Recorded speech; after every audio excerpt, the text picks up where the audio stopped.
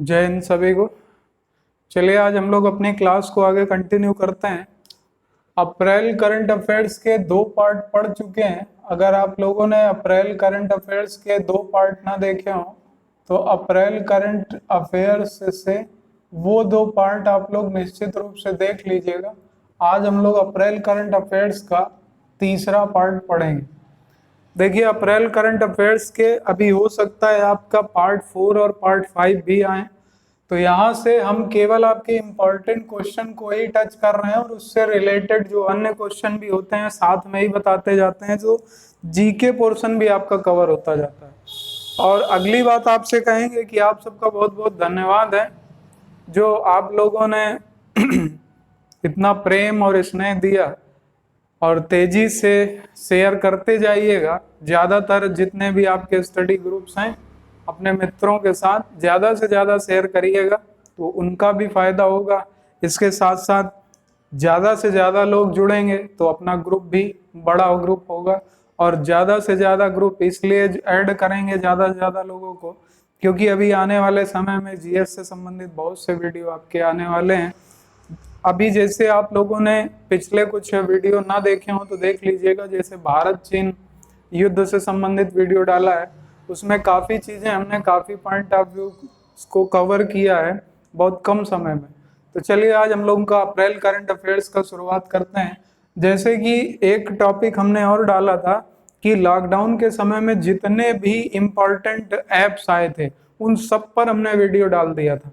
ये ऐप पर वीडियो अभी तक आपको YouTube पे नहीं मिलेगा कि किसी का भी YouTube पर वीडियो आपको दिख रहा हो। ये सबसे पहला वीडियो है जो ज्यादातर जितने भी ऐप थे हमने सारे कवर कर लिए थे, राज्यों से भी, संस्थानों से भी, केंद्र सरकार के भी। तो वो टॉपिक एक ऐसा टॉपिक था जो सभी से अभी टच में नहीं है, तो पहला वीडियो हम लोगों का उस पर आ चुका है, यानी ऐप से रिलेटेड। और ये वीडियो अपना पहला वीडियो था, पहला वीडियो ऐप से रिलेटेड पहला वीडियो था। तो चलिए आज हम लोग शुरुआत करते हैं अप्रैल करंट अफेयर्स से। अप्रैल करंट अफेयर्स के बारे में दो पार्ट हम लोग पहले पढ़ चुके थे। आज का हम लोगों का पहला क्वेश्चन होगा, और पहला क्वेश्चन की शुरुआत करेंगे आज हम लोग आपके फेमस अभिनेता रहे इरफान खान। इरफान खान का आप सबको मालूम है अभी अप्रैल में निधन हो गया था, अप्रैल में निधन हुआ था। इनसे रिलेटेड देखिए बहुत ज्यादा भड़बड़ नहीं करनी है, बहुत ज्यादा एक ही में 10 चीजें और एक में जितनी जरूरी चीजें हैं सिर्फ उतनी ध्यान रखनी है। हम लोगों को एग्जाम क्वालिफाई करना है, पीएचडी नहीं करनी। तो इरफान खान का भी निधन हुआ था। इरफान खान से रिलेटेड क्या क्या इंपॉर्टेंट हो सकता है? देखिए पहली चीज इनसे ये इंपॉर्टेंट हो सकती है कि इनकी पहली फिल्म कौन सी थी। दूसरा क्वेश्चन बन सकता है इनकी अंतिम फिल्म कौन सी थी। और इसके बाद अगली बात आती है कि आपसे पूछ सकते हैं कि पहली फिल्म जो इनकी थी वो किस वर्ष आई थी, तो वो भी याद रखना पड़ेगा। अंतिम फिल्म तो 2019 के लास्ट में आई थी इनकी मूवी। तो सबसे पहली मूवी इनकी कौन सी थी, अगर आप लोग जानते हैं तो जरूर बताइएगा। देखिए इनकी पहली मूवी थी सलाम बॉम्बे के नाम से। ये मूवी कब आई थी? ये 1988 में आई थी मूवी। और इनकी लास्ट मूवी कौन सी थी? तो लास्ट मूवी थी इनकी अंग्रेजी मीडियम, अंग्रेजी मीडियम, जो कि 2019 के लास्ट में आई थी। तो ये मूवी थी। दूसरी बात इनसे क्या याद रखनी है, ये पद्मश्री पुरस्कार विजेता भी रहे हैं, और इन्हें पद्मश्री भी दिया गया था। कब दिया गया था? 2011 में इन्हें पद्मश्री पुरस्कार दिया गया था। इनको कई फिल्मों के लिए बेस्ट एक्टर भी चुना गया था। जैसे एक मूवी आई थी पान सिंह तोमर, लंच बॉक्स, इसके बाद आई थी हिंदी मीडियम। तो ये सारी चीजें आपको याद रखनी है। बेस्ट एक्टर के लिए इनको दिए गए थे पुरस्कार। एक मूवी आई पान सिंह तोमर, बहुत फेमस हुई थी ये मूवी, पान सिंह तोमर। एक मूवी आई थी इनकी लंच बॉक्स, एक मूवी आई थी इनकी हिंदी मीडियम, तो ये कुछ मूवी थी जिसके लिए इनको बेस्ट एक्टर का अवार्ड भी दिया गया था। तो ये पॉइंट हम लोगों को याद रखने हैं कि इनको कौन कौन से अवार्ड दिए गए थे। अप्रैल में इनका निधन हुआ था, तो यहाँ से इतनी बात आपको याद रखनी है। इसी के साथ अप्रैल में ही, अप्रैल के लास्ट में लगभग 30 अप्रैल को एक अभिनेता हमारे बीच और नहीं रहे, 30 अप्रैल को निधन हुआ था। इनका नाम था ऋषि कपूर। ऋषि कपूर जी का भी निधन हुआ था। और ऋषि कपूर जी से हम लोगों को क्या क्या याद रखना है, तो ऋषि कपूर से ये याद रखना है कि इनके बारे में भी हम लोगों को याद रखना पड़ेगा कि इनकी पहली फिल्म कौन सी थी। तो यहां से दो फिल्में पहली याद रखनी है। दो फिल्में पहली कौन सी याद रखनी है? एक तो फिल्म याद रखनी है जो इन्होंने चाइल्ड आर्टिस्ट के रूप में प्ले की थी। चाइल्ड आर्टिस्ट के रूप में प्ले की थी, और चाइल्ड आर्टिस्ट के रूप में इन्होंने अपनी पहली फिल्म जो प्ले की उसमें इन्होंने अपने पिता के साथ रोल प्ले किया था। इसके बाद पहली फिल्म जो इन्होंने लीड रोल में प्ले की थी, और इसके बाद इनकी अंतिम फिल्म कौन सी थी, ये पॉइंट याद रखना है। तो चाइल्ड आर्टिस्ट के रूप में इन्होंने जो पहली फिल्म प्ले की थी वो फिल्म आई थी 1970 में, 1970 में, जिसका नाम था मेरा नाम जोकर, जिसमें इन्होंने अपने पिताजी के साथ चाइल्ड आर्टिस्ट का रोल प्ले किया था और उनके बचपन की भूमिका को निभाया था। इस फिल्म के लिए इनको बेस्ट चाइल्ड एक्टर का अवार्ड भी दिया गया था। तो यहाँ से हम लोगों को पहली फिल्म इनकी चाइल्ड आर्टिस्ट के रूप में ये याद रखनी। दूसरी मूवी जो इन्होंने प्ले की उस मूवी का नाम क्या था, जो इन्हें मतलब ये कहा जा सकता है कि एक लीड एक्टर के रूप में इनकी सबसे पहली फिल्म कौन सी थी, और इस फिल्म ने कई रिकॉर्ड भी बनाए थे, और ये इनकी पहली फिल्म थी, इसका नाम था बॉबी, और इसके लिए इन्हें बेस्ट एक्टर का अवार्ड भी दिया गया था। इसके बाद इनकी अंतिम फिल्म कौन सी थी, तो इनकी अंतिम फिल्म 2019 में आई थी। इस फिल्म का नाम था द बॉडी। तो ये याद रखिएगा, द बॉडी या द बॉडी। तो ये इनकी अंतिम फिल्म थी जिसके बारे में हमें याद रखना पड़ेगा। ऋषि कपूर जी के पुरस्कारों के संबंध में अगर आपसे पूछा जाए कि इन्हें कौन कौन से पुरस्कार दिए गए, तो इनको फिल्म फेयर अवार्ड के अंतर्गत लाइफ टाइम अचीवमेंट का एक अवार्ड दिया गया था। तो याद रखिएगा, ये ज्यादा इंपॉर्टेंट है। फिल्म फेयर के अंतर्गत इन्हें लाइफ टाइम अचीवमेंट का पुरस्कार दिया गया था। और लाइफ टाइम अचीवमेंट के लिए इनको ये पुरस्कार किस वर्ष दिया गया, तो 2008 में ये पुरस्कार इन्हें दिया गया था। ये भी याद रखें। उम्मीद है यहाँ तक किसी को कोई दिक्कत नहीं होगी। तो यहाँ से अप्रैल करंट अफेयर्स के टॉपिक में से पहला क्वेश्चन जो हम लोगों का है वो यहाँ से सॉल्व हो जाता है। किसी को कोई दिक्कत हो तो बताइएगा। इसके बाद नेक्स्ट क्वेश्चन लेते हैं।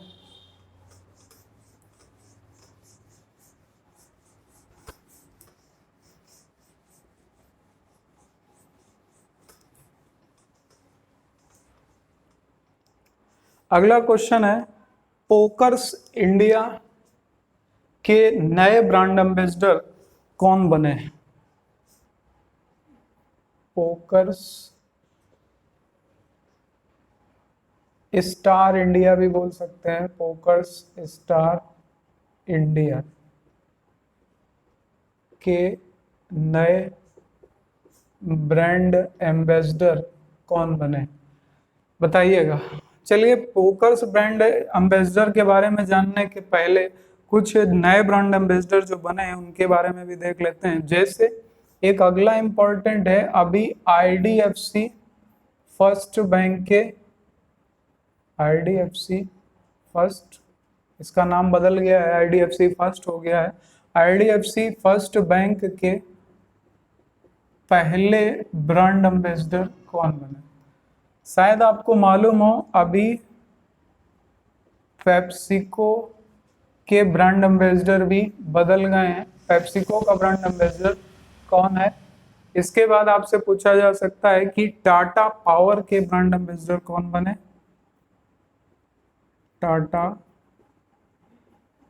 पावर के ब्रांड एम्बेसडर कौन बने? इसके बाद आपसे पूछा जा सकता है कि JSW स्टील का ब्रांड एम्बेसडर कौन बना? JSW स्टील का ब्रांड एम्बेसडर कौन बना? इसके बाद आपसे पूछा जा सकता है, ये अभी सब बने, इसके बाद आपसे पूछा जा सकता है प्यूमा का नया ब्रांड एम्बेसडर कौन बना है? इसके बाद आपसे जैसे JBL जो कि साउंड सिस्टम बनाने वाली कंपनी है, JBL का ब्रांड एम्बेसडर कौन बना? तो ये सारे क्वेश्चन अभी जो बदलाव हुए हैं इनके हम लोगों को याद रखने हैं। अगर मालूम है तो कमेंट कर दीजिएगा, नहीं तो हम इसके आंसर करना शुरू करें। सबसे पहला है पोकर्स इंडिया लिमिटेड या पोकर्स स्टार इंडिया के नए ब्रांड एम्बेसडर कौन बने? तो याद रखिएगा इनका नाम है महेंद्र सिंह धोनी। महेंद्र सिंह धोनी इसके ब्रांड एम्बेसडर बने। अगला लिखा हुआ है IDFC फर्स्ट बैंक के पहले ब्रांड एम्बेसडर कौन बने? तो इसके ब्रांड एम्बेसडर बने अमिताभ बच्चन, इसके पहले ब्रांड एम्बेसडर हैं, तो ये भी याद रखना है। इसके बाद अगर आपसे पूछा जाए JBL जो साउंड सिस्टम बनाने वाली कंपनी है, इसके ब्रांड एम्बेसडर कौन बने? तो इसके बने हैं आपके सारा अली खान।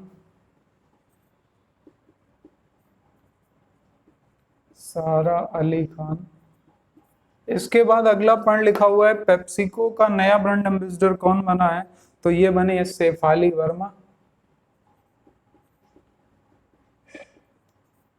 शेफाली वर्मा। इसके बाद जैसे टाटा पावर का ब्रांड एम्बेसडर कौन बना? टाटा पावर इंपॉर्टेंट है, इसमें आपके क्रिकेटर हैं, इनका नाम है शार्दुल ठाकुर, ये इसके ब्रांड एम्बेसडर बने। इसके बाद जैसे आपसे पूछा जा सकता है JSW स्टील के कौन बने? ये भी इंपॉर्टेंट है, आपके उत्तर प्रदेश से हैं, इनका नाम है ऋषभ पंत, इन्हें बनाया गया। इसके बाद प्यूमा का ब्रांड एम्बेसडर कौन बना? तो इसका ब्रांड एम्बेसडर नया बना है करीना कपूर। इतनी बात आपको इतने ब्रांड एम्बेसडर के बारे में नोट कर लेना है और इनको तैयार कर लेना है। जब भी कभी ब्रांड एम्बेसडर की बात आएगी तो हम इनको रिपीट करेंगे, और अगर आपको याद होगा तो आप लोग इसके बारे में रिवाइज भी करते जाओगे। इसके बाद नेक्स्ट अगला पॉइंट देखते हैं। अगला पॉइंट यहाँ से हम लोग लेते हैं कि अभी हाल ही में जो आपकी नेशनल इन्वेस्टिगेशन एजेंसी है NIA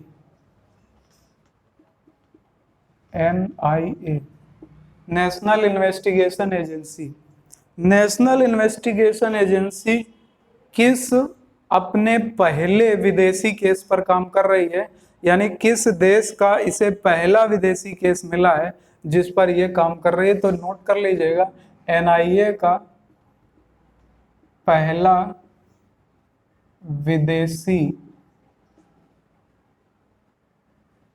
जांच किस देश में दी गई, यानी NIA को पहली विदेशी जांच किस देश में दी गई है? तो याद रखिएगा ये देश है अफगानिस्तान। अफगानिस्तान में शायद आप लोगों को याद हो, अफगानिस्तान में एक गुरुद्वारा है, गुरुद्वारे पर आतंकवादी हमला हुआ था। इस आतंकवादी हमले पर जांच के लिए, इस आतंकवादी हमले पर जांच के लिए NIA को अपॉइंट किया गया है, और ये NIA का पहला विदेशी केस है जो यानी विदेशी केस मतलब देश से बाहर पहला जांच का कार्य जो एनआईए करेगी। एनआईए के संबंध में अगर बात करें कि एनआईए के बारे में आपसे जैसे दो बातें पूछी जा सकती हैं, जैसे कि एनआईए का हेडक्वार्टर कहाँ पर है, नेशनल इन्वेस्टिगेशन एजेंसी का हेडक्वार्टर कहाँ पर है, तो सबको पता है नई दिल्ली में। दूसरा क्वेश्चन पूछा जा सकता है कि इसके निदेशक इस समय कौन है, तो इसके निदेशक हैं, इनका नाम है वाई सी मोदी। इस समय इसके निदेशक कौन है, इसके निदेशक हैं वाई सी मोदी, इनका पूरा नाम है योगेश चंद्र मोदी। तो यहाँ से ये पॉइंट आप लोगों को नोट कर लेना। इसके बाद अगला क्वेश्चन देखते हैं।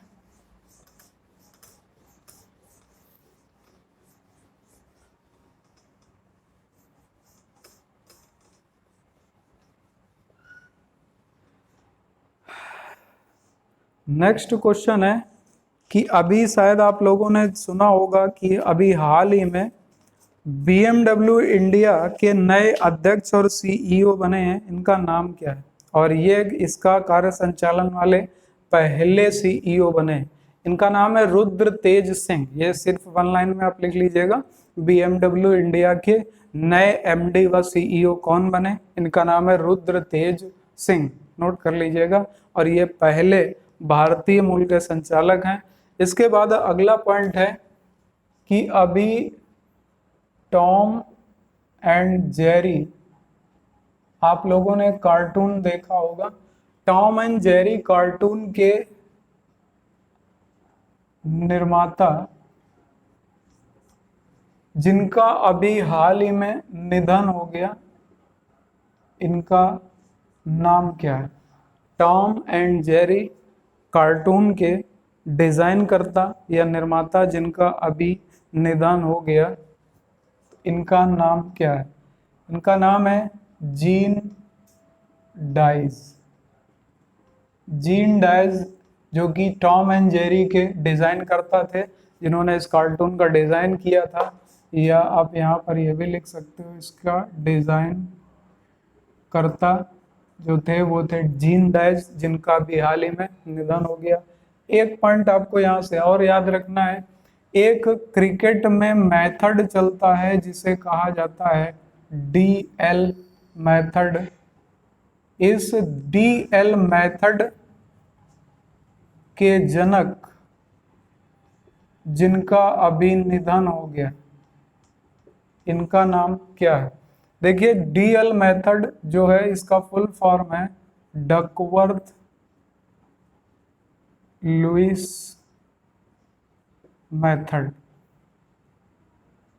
जो कि क्रिकेट में प्रयोग में लिया जाता है। 1999 में आईसीसी ने इसको अडॉप्ट किया था। इसका प्रयोग मौसम विज्ञान, जैसे मौसम की वजह से अगर मैच बीच में बाधित हो जाता है तो गणितीय गणना इससे की जाती है। इस डीएल मेथड के जनक के रूप में जाना जाता है दो लोगों को, एक थे डकवर्थ और दूसरे थे जिनका नाम था लुइस डकवर्थ, और दूसरे आपके गणितज्ञ जो थे इनका नाम क्या था, इनका नाम था टोनी लुइस।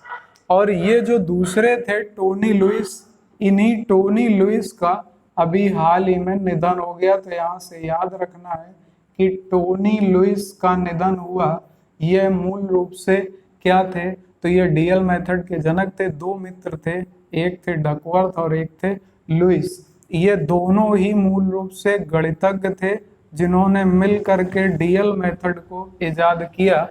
और टोनी लुइस जो कि इनमें से एक थे, उनका भी हाल ही में निधन हो गया। उसी तरीके से टॉम एंड जेरी के डिजाइन करता जीन डाइस का भी हाल ही में निधन हो गया।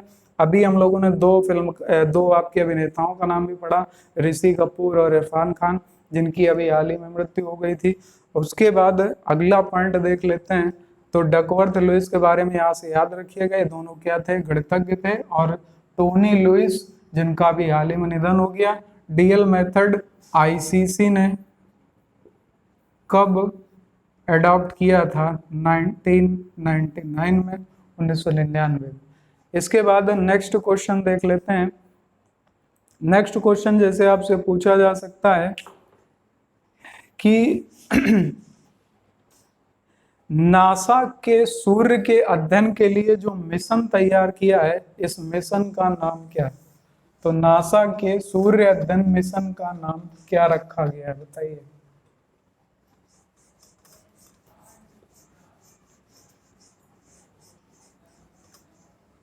नासा के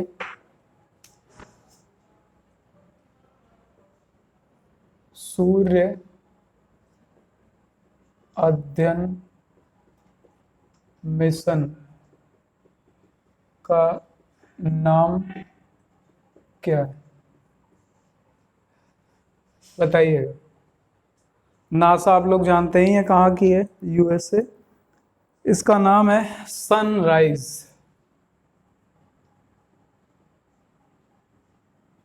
सनराइज। ये जो सूर्य में उठने वाले तूफान है या सौर तूफानों के अध्ययन के लिए कार्य करेगा। इसका मूल उद्देश्य होगा सौर तूफानों में उठने वाले तूफानों का, यानी सूर्य में उठने वाले तूफानों का अध्ययन करना। इसके बाद नासा ने सूर्य के अध्ययन के लिए सनराइज मिशन लॉन्च किया है। क्या इसके पहले भी कोई अन्य मिशन लॉन्च किया है? तो बिल्कुल लॉन्च किया है। सूर्य के अध्ययन के लिए नासा ने इसके पहले भी एक मिशन लॉन्च किया था। इस मिशन का नाम था पार्का।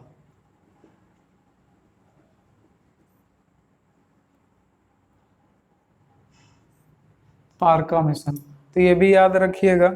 अब यहाँ से क्वेश्चन आपके दिमाग में आ रहा होगा कि अभी अगर सूर्य के लिए ये लॉन्च किया गया तो चंद्रमा के मिशन के लिए, चंद्रमा के अध्ययन के लिए कौन सा मिशन लॉन्च किया गया? तो चंद्रमा के लिए जो मिशन लॉन्च किया गया उसका नाम है आर्टमिस। आर्टमिस मिशन ये नासा का है। ये चंद्रमा के अध्ययन के लिए, या चंद्रमा मिशन का नाम क्या है नासा के? तो वो नाम है आपका आर्टमिस। तो ये भी याद रखिएगा, ये क्वेश्चन आपसे पूछे जा सकते हैं। नासा के बारे में अगर बात करी जाए तो नासा का फुल फॉर्म तो सबको पता है। नासा का हेडक्वार्टर कहाँ पर है? वॉशिंगटन डीसी में। डीसी का फुल फॉर्म हमने कई बार बताया, इसका फुल फॉर्म है district of Columbia. District of Columbia, जहां पर नासा का हेडक्वार्टर स्थित है। तो ये भी याद रखिएगा, डिस्ट्रिक्ट ऑफ कोलंबिया। डीसी का फुल फॉर्म होता है। इसके बाद अगली बात करें तो नासा से एक पॉइंट आपको और याद रखना है कि 1958 में इसकी स्थापना हुई थी। इसकी स्थापना कब हुई थी? तो 1958 में।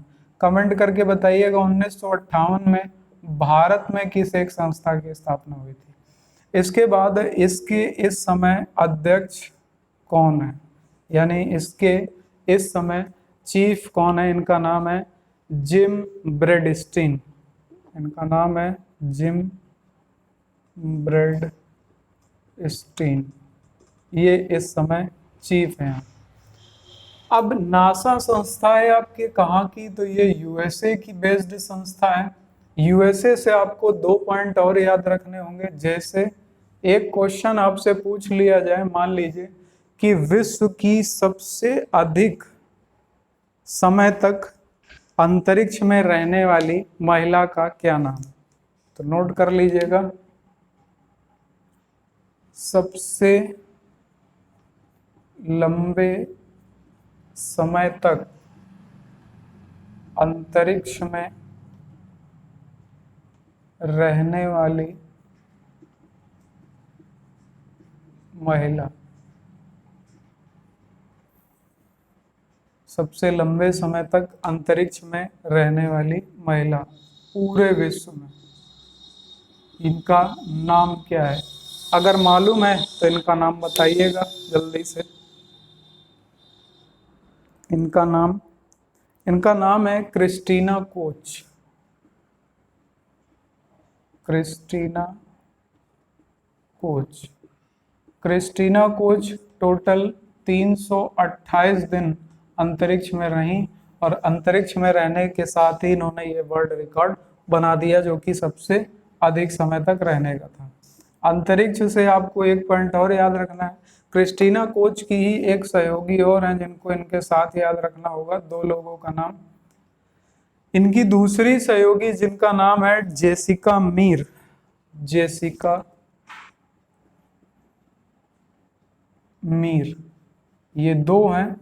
इन दोनों ने बिना पुरुषों की सहायता के अंतरिक्ष में रह करके अंतरिक्ष में वॉक करने का रिकॉर्ड भी बनाया है। जो पहली बार है अंतरिक्ष में वॉक करने का रिकॉर्ड बनाने वाली महिला कौन सी हैं, तो ये दोनों फेमस महिलाएं हैं, नाम याद रखिएगा। ये क्वेश्चन आ सकता है, क्रिस्टीना कोच और जेसिका मीर। जिसमें सबसे लंबे समय तक अंतरिक्ष में रहने वाली महिला कौन सी है, तो वह है क्रिस्टीना कोच। कितने दिन? 328 दिन। यहाँ से अगली बात हम लोग देख लेते हैं कि एक क्वेश्चन पूछा जाता है, अंतरिक्ष यात्री भोजन के रूप में किसका प्रयोग करते हैं? अंतरिक्ष यात्री भोजन के रूप में किसका प्रयोग करते हैं? तो अंतरिक्ष यात्री भोजन के रूप में प्रयोग करते हैं आपका शैवाल का। ये शैवाल कौन से हैं? तो शैवाल का नाम है, बताइएगा, शैवाल का नाम है क्लोरेला। क्लोरेला नामक शैवाल का प्रयोग ये अपने भोजन में करते हैं। क्लोरेला शैवाल का, यानी शैवाल को ही भोजन के रूप में क्यों यूज किया जाता है? क्योंकि शैवालों में सबसे ज्यादा प्रोटीन पाई जाती है। दूसरी बात, जो क्लोरेला नामक शैवाल है, इस क्लोरेला नामक शैवाल या शैवाल कोई भी हो, वो शैवाल करेगा क्या? प्रकाश संश्लेषण करता है, क्योंकि पर्णहरित उसमें पाया जाता है। अब वो उसके उत्तर में ऑक्सीजन भी काफी मात्रा में उत्पन्न करता है। तो अंतरिक्ष में जो ऑक्सीजन की कमी है प्लस जो प्रोटीन की कमी है, ये दोनों ही पूरी हो जाती हैं किससे? इस क्लोरेला नामक शैवाल से। दूसरा इसके यूज का कारण ये है कि इसे उगाना बहुत आसान है, इसे उगाना बहुत कम जगह में भी संभव है, इसलिए इसका प्रयोग किया जाता है। तो यहाँ से इतनी पॉइंट आप सबको उम्मीद है समझ में आ गई होगी।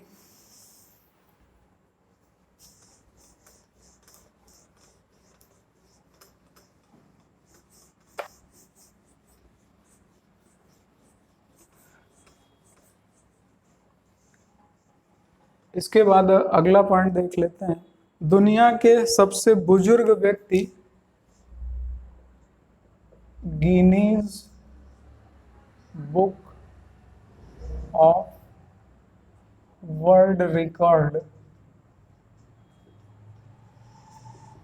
के द्वारा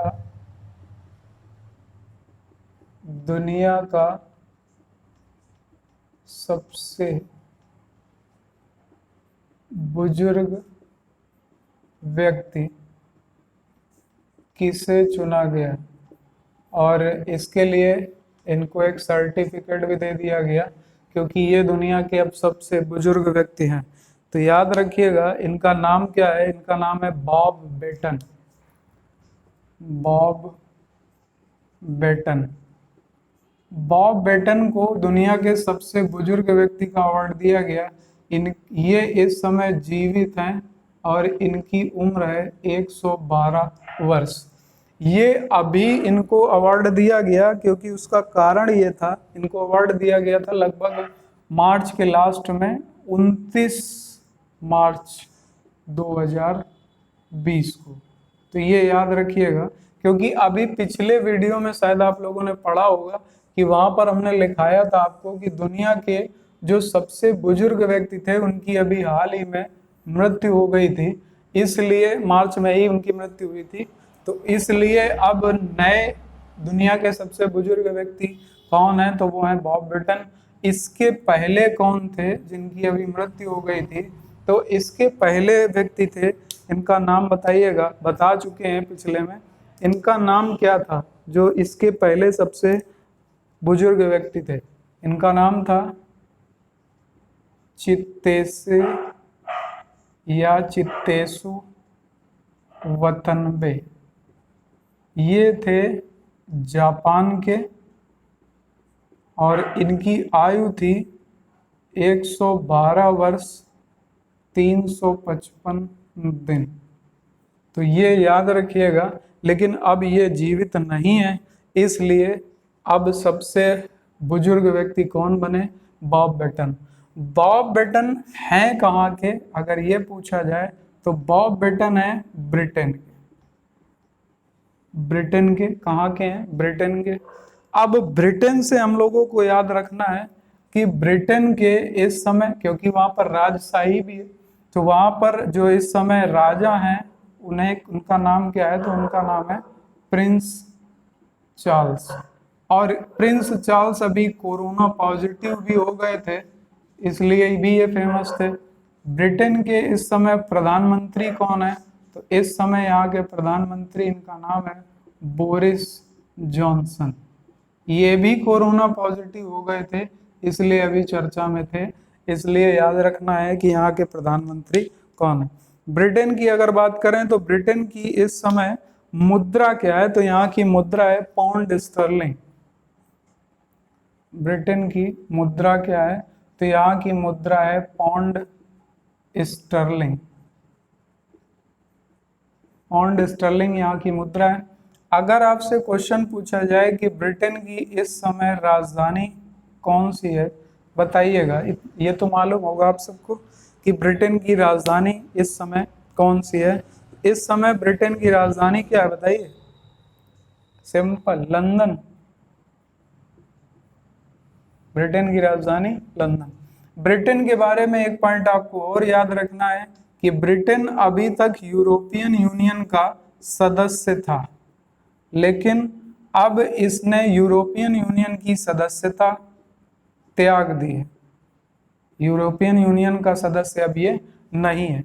तो क्वेश्चन बनेगा कि यूरोपियन यूनियन के वर्तमान में सदस्य कितने बचे हैं? तो याद रखिएगा, वर्तमान में जो ब्रिटेन ने सदस्यता छोड़ दी, तो अब यहाँ पर सदस्य बचे हैं, इनकी संख्या है 27। तो यूरोपियन यूनियन के कुल सदस्यों की संख्या इस समय कितनी है? 27 सदस्य हैं। ब्रिटेन ने सदस्यता छोड़ दी। इसके बाद ब्रिटेन से आपको एक पॉइंट याद रखना है कि शायद आपको मालूम होगा कि अभी जब बोरिस जॉनसन दोबारा चुने गए थे, तो वहाँ ब्रिटेन में आपके भारतीय मूल के एक प्रमुख व्यक्ति को वहां का वित्त मंत्री बनाया गया था। उनका नाम क्या है बताइएगा? तो याद रखिएगा, ब्रिटेन में भारतीय मूल के जो वित्त मंत्री बने थे, इनका नाम क्या था? इनका नाम था, याद रखना है, ये इंपॉर्टेंट क्वेश्चन है, ये आपसे पूछा जा सकता है। इनका नाम था ऋषि सुनाक। ऋषि सुनाक, ये भारतीय मूल के थे। इसके पहले भारतीय मूल की, ये तो अभी बने, पिछले वर्ष भारतीय मूल की वहां पर एक प्रमुख आपकी गृह सचिव बनाई गई थी। भारतीय मूल की थी गृह सचिव। इनका नाम क्या था? इनका नाम था प्रीति पटेल। तो प्रीति पटेल को वहां पर गृह सचिव के रूप में बनाया गया था। तो ये भी याद रखना है। भारत और ब्रिटेन के बीच में अभी एक युद्ध अभ्यास भी हुआ था। या आपसे पूछा जा सकता है कि भारत और ब्रिटेन के बीच युद्ध अभ्यास अभी कौन सा हुआ था? ये युद्ध अभ्यास ब्रिटेन में ही हुआ था, जिसका नाम था अजेय वारियर। या आपसे क्वेश्चन पूछा जा सकता है, अजेय वारियर युद्ध अभ्यास किन दो देशों के मध्य होता है? तो अजेय वारियर युद्ध अभ्यास भारत और ब्रिटेन के बीच में होता है। इसके बाद आपसे क्वेश्चन पूछा जा सकता है, क्या भारत और ब्रिटेन के बीच और कोई भी युद्ध अभ्यास होता है? तो एक युद्ध अभ्यास और हुआ था, इसका नाम था भारत और ब्रिटेन के बीच में। और युद्ध अभ्यास कौन सा हुआ? तो इस युद्ध अभ्यास का नाम था इंद्रधनुष। और इंद्रधनुष युद्ध अभ्यास भारत में हुआ था। भारत में ही कहां पर? भारत के उत्तर प्रदेश राज्य में स्थित हिंडन एयर बेस पर। जो कि भारत का सबसे आधुनिक और उत्तर प्रदेश का सबसे आधुनिक एयरबेस है हिंडन एयरबेस, जो कि गाजियाबाद में स्थित है। यहाँ से आपको इतनी बातें याद रखनी होगी, ये सारे पॉइंट आपके इम्पोर्टेंट हैं। हिंडन एयरबेस पर युद्धाभ्यास भारत और ब्रिटेन के बीच हुआ, इसका नाम क्या था? तो इसका नाम था इंद्रधनुष। उम्मीद है आप सबको समझ में आ रहा होगा। कोई दिक्कत अगर हो रही हो तो बता दीजिएगा। अगर वीडियो अच्छा लग रहा हो तो बताने की जरूरत नहीं है, आपको क्या करना है। अब हम लोग कवर करते हैं, अगले पॉइंट की ओर बढ़ते हैं।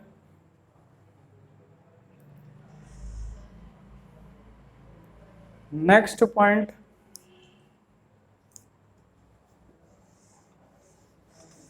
अभी आप लोगों ने सुना होगा, कोविड-19 के समय पर पढ़ा भी होगा कि कोविड-19 के लिए भारत की पहली स्वदेश निर्मित किट का नाम क्या है?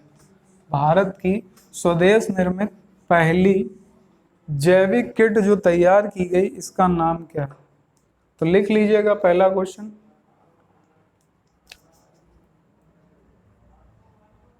कोविड-19 परीक्षण हेतु भारत की पहली स्वदेश निर्मित किट, इसका नाम क्या है? ये भारत की पहली स्वदेश निर्मित किट थी, इसका नाम था पैथो डिटेक्ट। Patho detect.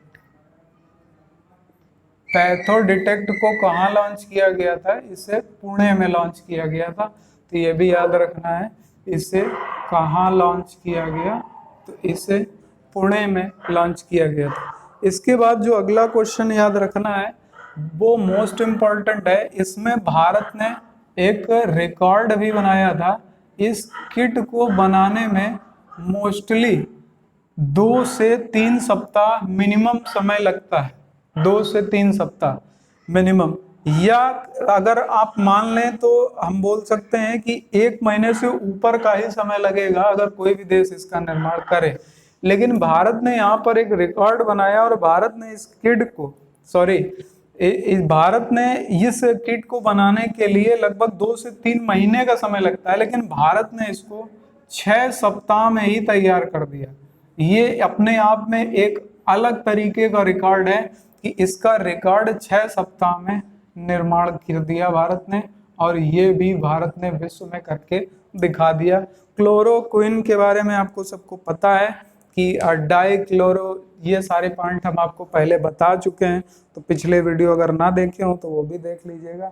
उस संबंध में हम ज़्यादा बात नहीं करेंगे, नहीं तो क्वेश्चन नहीं हो पाएंगे। इसके बाद अगला है क्लारा क्या है? क्लारा, देखिए क्लारा एक आर्टिफिशियल इंटेलिजेंट बोट है। आर्टिफिशियल इंटेलिजेंट बोट है। इसे कहाँ लॉन्च किया गया? इसे यूएसए ने लॉन्च किया है। ये आर्टिफिशियल इंटेलिजेंट बोट करता क्या है? जैसे आपको हमने कुछ चैट बोट बताए थे मार्च करंट अफेयर्स के वीडियो में। चैट बोट जैसे गूगल का एलेक्सा है कि आप उससे बोलेंगे वो अपना काम शुरू कर देगा, उसी तरीके से ये भी एक आर्टिफिशियल इंटेलिजेंट बोट है, इंटेलिजेंस बोट है। इसे किसने विकसित किया था? तो इसे विकसित किया था क्लारा नाम से, इसे यूएसए ने विकसित किया था। तो यहाँ से आपको याद रखना है कि क्लारा नाम का क्लारा नाम का आर्टिफिशियल इंटेलिजेंस बोट किस देश ने लॉन्च किया? यूएसए ने। ये किस लिए लॉन्च किया गया? तो ये कोविड-19 का स्वतः परीक्षण करने में सहायक है, ये आपको याद रखना है। कोविड-19 से रिलेटेड ऑलरेडी 2 वीडियो हम अपने डाल चुके हैं पहले से, अगर ना देखे हो तो वो जरूर देख लीजिएगा। कोविड-19 से सारी इंपॉर्टेंट पॉइंट हमने वहाँ बता दिए हैं। इसके बाद कोविड-19 से रिलेटेड जितने भी ऐप्स हैं इस पर भी हमारा एक वीडियो पड़ चुका है, वो भी आप देख लीजिएगा। यहाँ से क्वेश्चन निश्चित रूप से आपको मिलेंगे। जितने भी वीडियो पढ़ चुके हैं वो सब हमने अपना खुद देख करके उनको तैयार किया है कि किस तरीके से क्वेश्चन आपसे पूछे जा सकते हैं और कौन कौन से क्वेश्चन आपसे पूछे जाने की संभावना है। तो यहाँ से आपको ये पॉइंट याद रखने। इसके बाद एक क्वेश्चन आप लोग कमेंट करके बताइएगा। पिछले वीडियो में हमने बताया था कि विश्व के सबसे छोटे कद के व्यक्ति का नाम क्या है जिनकी अभी जनवरी 2020 में मृत्यु हो गई थी। हमने मार्च करंट अफेयर्स के वीडियो में बताया था। बताइएगा उनका नाम क्या है, विश्व के सबसे छोटे कद के व्यक्ति। तो यहाँ तक उम्मीद है आप लोगों का नोट हो गया होगा। तो आज की क्लास हम लोग यहीं तक रखेंगे, धीरे धीरे चीजों को कवर करेंगे। बहुत ज्यादा भड़बड़ करने की जरूरत नहीं है और बहुत ज्यादा इधर उधर का पढ़ने की भी जरूरत नहीं है। पढ़ने के लिए कितना भी पढ़ाया जा सकता है, कितना भी पढ़ा जा सकता है, लेकिन याद नहीं रहेगा, वो सारी चीजें आपकी निकल जाएंगी दिमाग से। तो जितनी चीजें हम लोग पढ़ेंगे शांति से और अच्छी तरीके से तैयार करते चलेंगे और धीरे धीरे करके सारी चीजें हम लोगों की तैयार होती जाएंगी। अभी हम आपका नेक्स्ट वीडियो भी एक तैयार करवा रहे हैं।